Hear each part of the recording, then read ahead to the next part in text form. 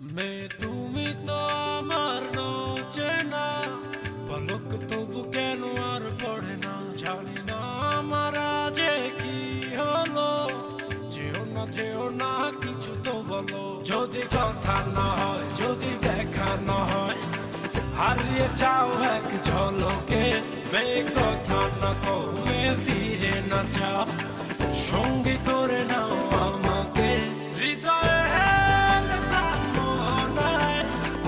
এসে যাবো আজ দুজনায় চলো না মেঘের সীমানায় সাজিয়ে দেব দুজনায় হৃদয়ে।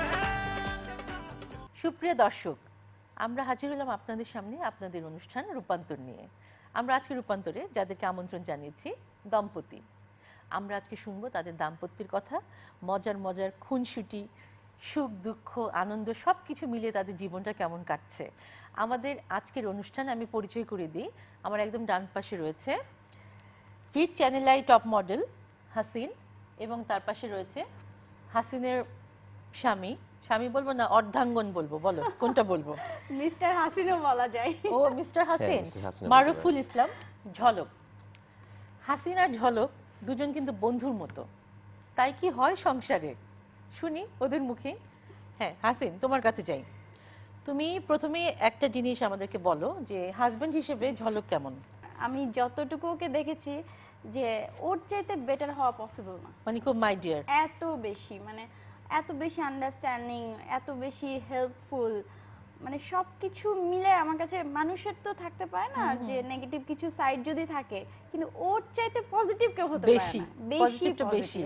আমি তো জানি ঝলক তুমি তো অনেক কাজ করো, সমাজের জন্য অনেক কাজ করছো। আমি চাই তুমি দর্শকদেরকে বলো কি কি করছো। আমি জুনিয়র চেম্বার ইন্টারন্যাশনাল জেসিআই এটার একটা চ্যাপ্টারের প্রেসিডেন্ট। ওই চ্যাপ্টারের নাম হচ্ছে জেসিআই ঢাকা আপটাউন। আমরা অনেক সামাজিকমূলক কাজ করে থাকি, সমাজের ছোট ছোট ইস্যুগুলোকে আমরা অনেক বড় করে দেখি। আমার 3-4টা প্রজেক্ট চলে নারায়ণগঞ্জেই, সোনারগাঁ আমাদের গ্রামের বাড়িতে। ওখানে আমি কৃষকদেরকে নিয়ে একটা প্রজেক্ট করি, কারণ কৃষকরা দেখা যাচ্ছে যে বছরের পর বছর একই রকম ফসল ফলাচ্ছে তাদের ওই একই খণ্ড জমিতে, কখনো টেস্টও করে না যে এই সয়েলটা কি আসলে ওই ফসলের জন্যই কিনা। আমরা যেটা করি সেটা হচ্ছে ওখান থেকে সয়েল নিয়ে আমরা সয়েল টেস্ট করি। সয়েল টেস্ট করে আমরা কৃষকদেরকে বলি যে এই সময়ে এই সিডটা লাগানো উচিত, এই সময় এটা লাগাও, ধানের বদলে তোমরা ভেজিটেবলে মাইগ্রেট করো। মাশরুম নিয়েও কাজ করছি আমরা। প্লাস আমরা দেখি যে আমাদের কৃষকরা দারিদ্র্য সীমার নিচে থাকে সব সময়। সো তাদের কৃষিকাজের পাশাপাশি উচিত একটু ফার্মিংয়ে মনোনিবেশ করা। একটা পুকুর কেটে মাছের চাষ করতে পারে, অথবা একটা মুরগির ফার্ম করতে পারে, একটা হাঁসের প্রজেক্ট করতে পারে। তো এইসব ক্ষেত্রে আমরা তাদেরকে উদ্বুদ্ধ করি।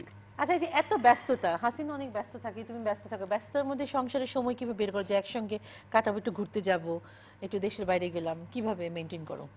বের তো হয়েই যায়, আর ব্যস্ত বেশিরভাগ থাকি ঈদের সময়টা অনেক বেশি ব্যস্ত থাকি।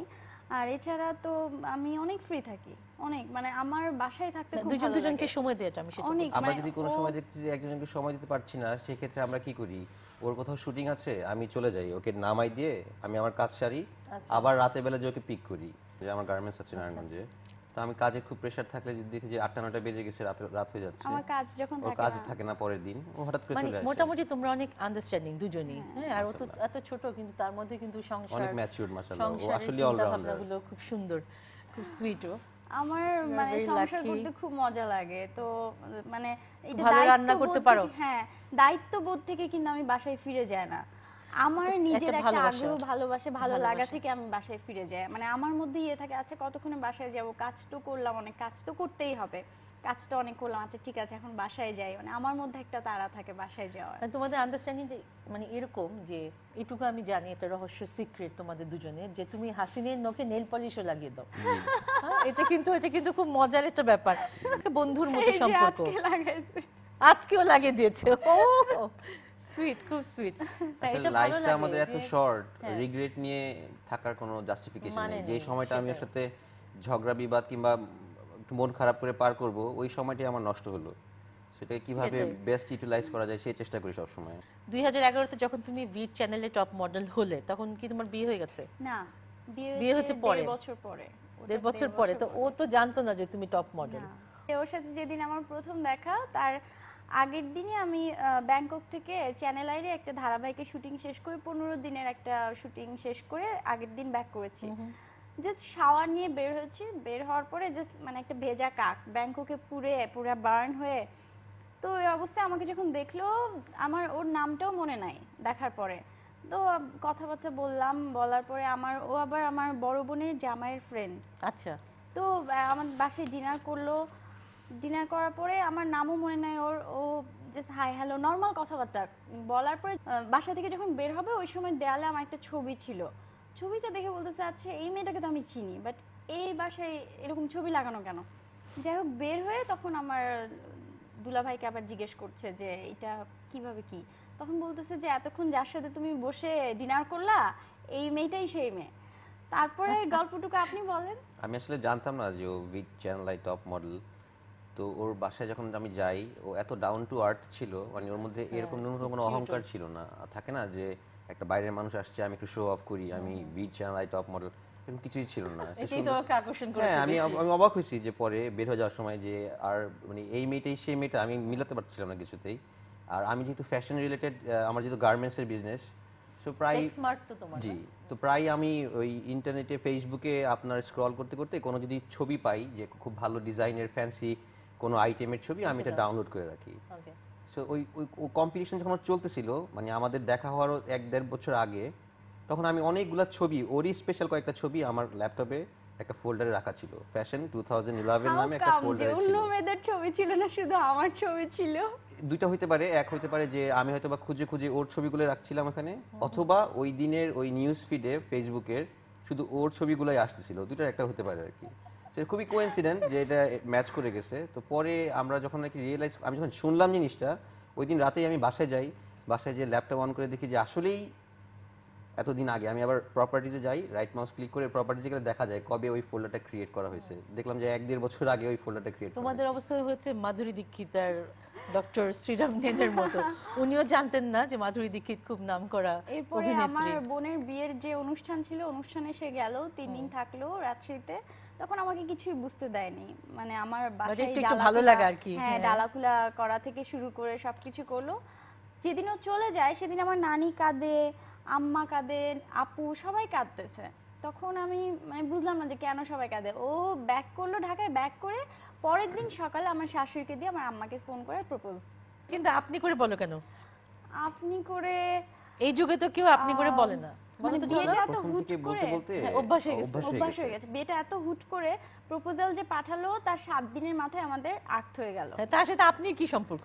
মানে তুমিতে আসবো যে একটু সময় নিব, ওই সময়টার আগে যে আপনি হয়ে গেল, তারপর আর মানে হয় না।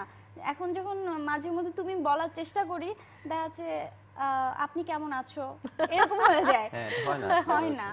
না, ভালোবাসা থাকলেই হলো। আপনি তুমি তুইতে কোনো কিছুই আসে না। আর ও এটাতে ইউজড হয়ে গেছে, কাজে ও নিষেধ করে না। সেটাই তো। তোমরা যে একসাথে মনে করো সময় কাটাচ্ছো, হ্যাঁ, দেশের বাইরে যাচ্ছো, মানে কোন জায়গাটাতে বেশি ভালো লাগে যেতে? কোন দেশে? ব্যাংকক? আমার খুব থাইল্যান্ড? একটু আমি মানে সুযোগ পেলে দেখা যাচ্ছে 7 দিন আমার বন্ধ, আমি বলি যে আমার কথা আছে যে মিডিয়াতে সাধারণত বিয়ে টেকে না। তোমাদের কাছে কি মনে হয়?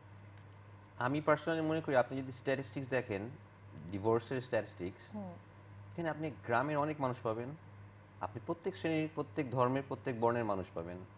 এইটা আসলে কে কি কাজ করে, মিডিয়া করে নাকি কে লয়ার, কে ডক্টর, এটার উপরে ডিপেন্ড করে না। কিন্তু বলার সময় কিন্তু মানুষ শুধু মিডিয়ার দোষ, কারণ মিডিয়া তো অলরেডি আপনার মিডিয়া, এটা তো অলরেডি খুব সার্কুলেট হচ্ছে, টিভিতে সার্কুলেট হচ্ছে, নিউজ পেপারে সার্কুলেট হচ্ছে, এবং মিডিয়া পার্সনদেরকে সবাই চেনেন, সবাই জানেন।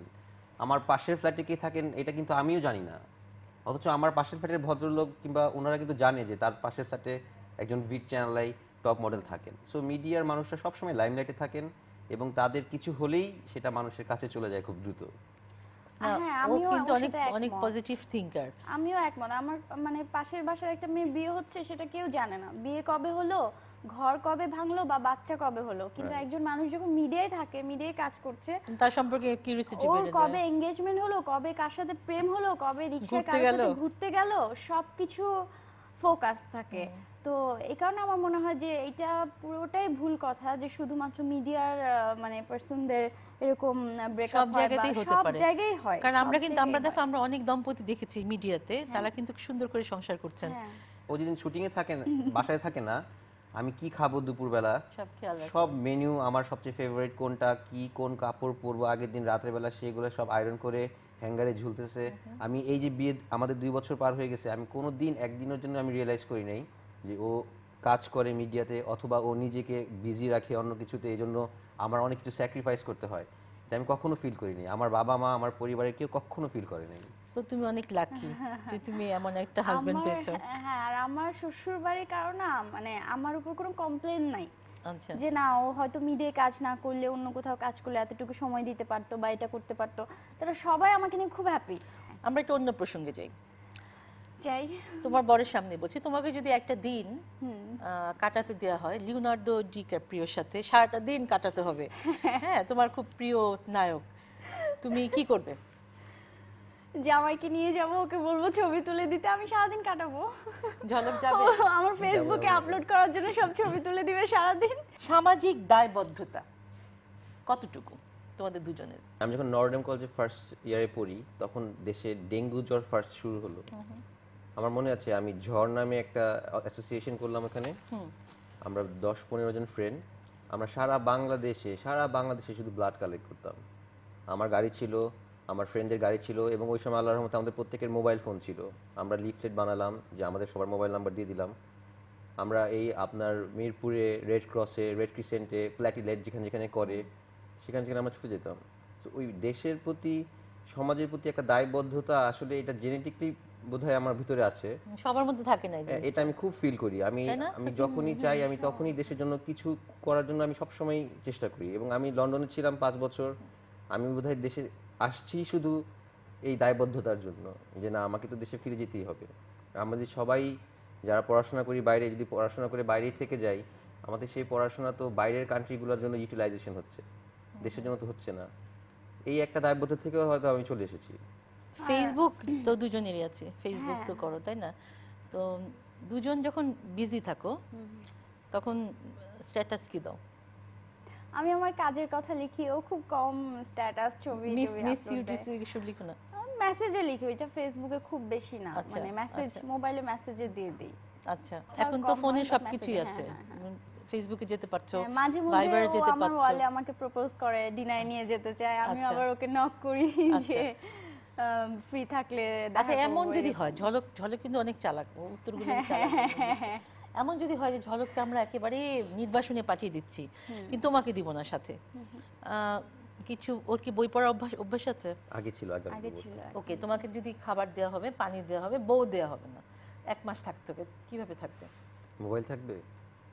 মোবাইল তো তুমি কানেকশন পাচ্ছ না, তুমি তো নির্বাসনে যাচ্ছ, একদম 1 মাস বউকে দেখতে পারবে না। আমি যদি জানি যে 1 মাস, আমি 1 মাস থাকতে পারবো। আপনি যদি বলেন 1 বছর আমি থাকতে পারবো, কিন্তু আপনি যদি বলেন অনির্দিষ্ট কালের জন্য, তাহলে আমার কাছে খুব সাফোকেটিং লাগবে। বউ ছাড়া থাকতে পারবো না।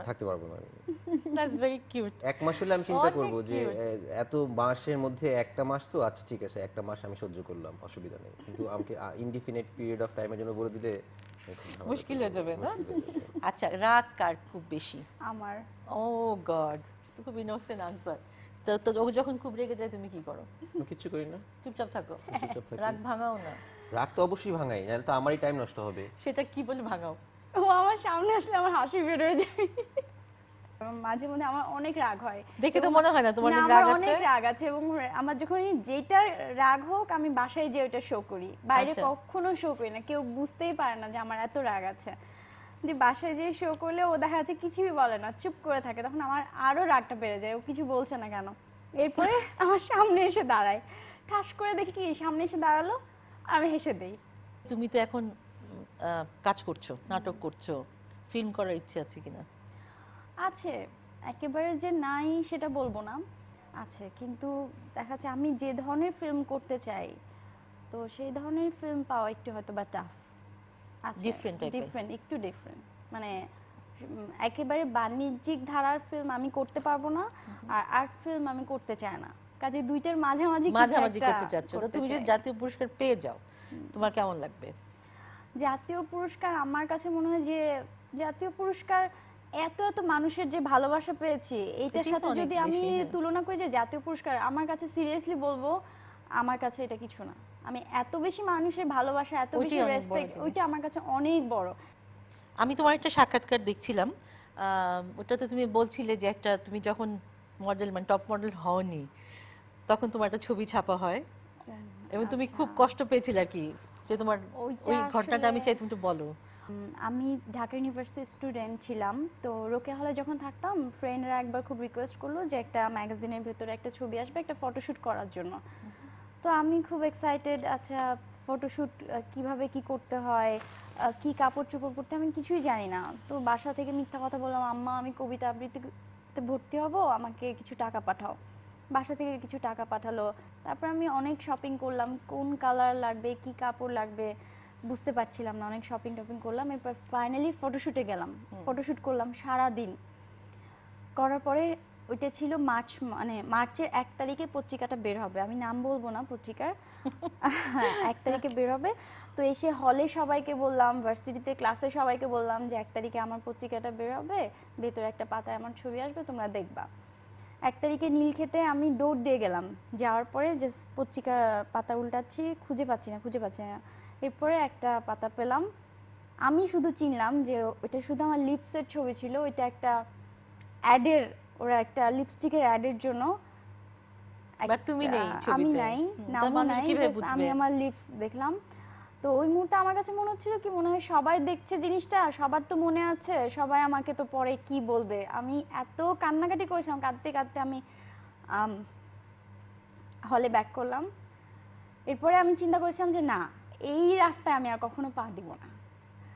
এরপরে তো ভিটের জার্নিটা শুরু হলো, আমার বড় বোন আর আমার ফ্রেন্ড যে মিশু, ওদের মাধ্যমে ওরা ছবি পাঠিয়ে দিয়েছিল ভিটে, ভিট চ্যানেলে টপ মডেলে সেরা পুরস্কারটা জিতে নিয়েছে। এটা কিন্তু আসলে অনেক গর্বের বিষয় যে ও একটা যে পজিশনটা সে পেয়েছে। আসলে এই নামের ট্যাগটা একটা যে ব্র্যান্ড ভিট চ্যানেলে টপ মডেল, এটা যে আসলে কত বড় ব্যাপার। ওই সময় তো আমি হাসিন ছিলাম, চেহারা তো আমার পাল্টায়নি। Congratulation, thank you. চেহারা তো আমার পাল্টায়নি, বাট শুধু একটা নামের পাশে একটা ট্যাগ ছিল না, একটা কোনো প্ল্যাটফর্ম ছিল না, সেজন্য সেদিন আমার ছবিটাও ছাপানো হয় নাই।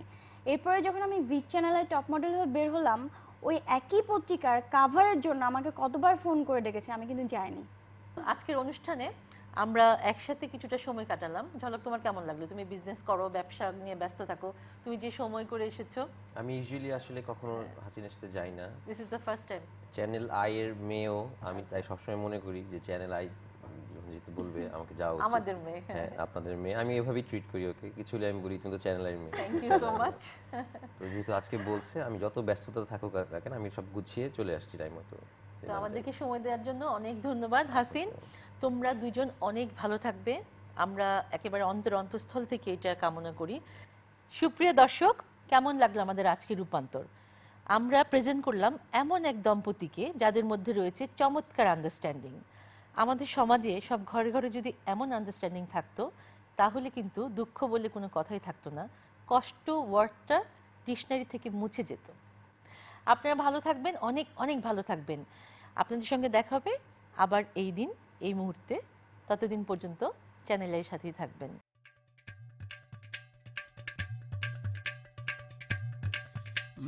তুমি তো আমার চেনা পলক, তবু কেন আর পড়ে না, জানি না আমার যে কি হলো। যেও না কিছু তো বলো, যদি কথা না হয়, যদি দেখা না হয়, হারিয়ে যাও এক ঝলকে। কথা না কমে ফিরে না যাও, সঙ্গী করে নাও আমাকে। হৃদয়ে এসে যাবো আর